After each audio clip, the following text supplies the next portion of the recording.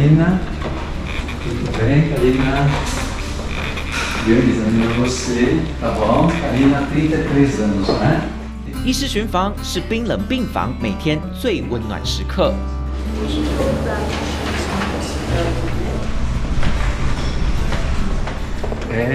Você que é o pioneiro daqui. Muito obrigada.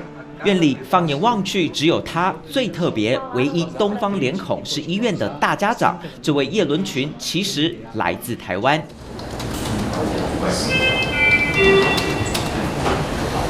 这家 Hospital Yes 中文名夜市医院，源自院长姓氏，也是周边建筑中最高的一栋。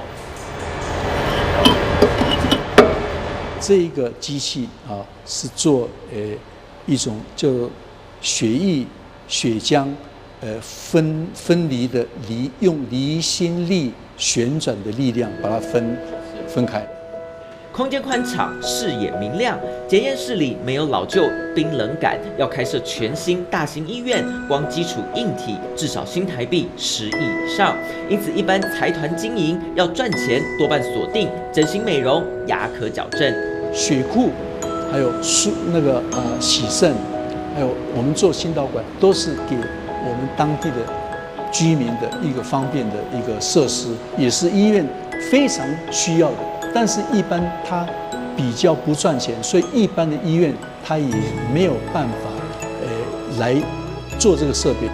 目前院内共有内科、骨科、小儿科、妇产科等10几个科别，从小设备到大型手术房，每个角落叶伦群都能如数家珍。比如说我们的腹腔的大动脉有扩张，以前是要破腹的，现在我们用从属膝部的动脉一进来放个 stent， 一放上去，病人就没事了，就是大事化小，小事化无。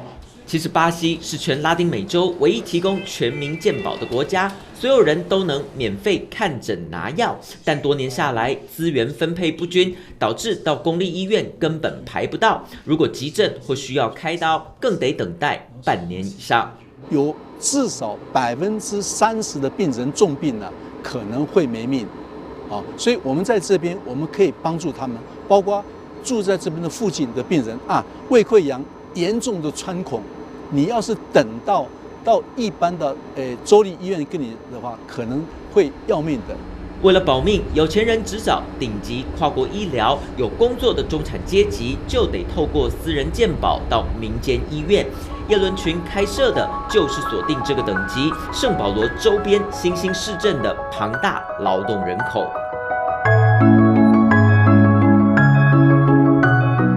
这家医院是叶伦群在巴西开设的第3家，选址在伊塔佩维这座新兴市镇，距离圣保罗市中心直线30多公里，车程要超过40分钟，远离都会人口密集区，就连当初盖医院的建筑工人都不看好医院发展。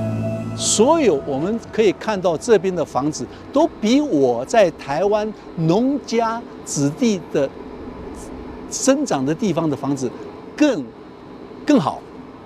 所以这样子让他们感到一种说，那么我们也替你加油。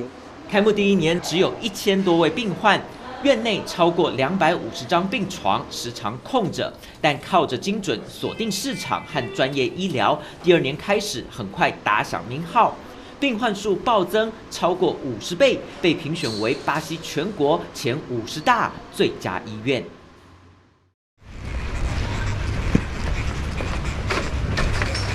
欢迎！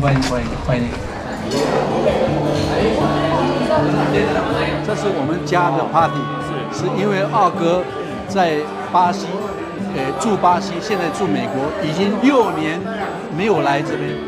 采访这天，叶伦群刚好在自家举办家族派对，除了各式美食，亮点是现场超过60个人，看得出叶氏家族在巴西的庞大实力。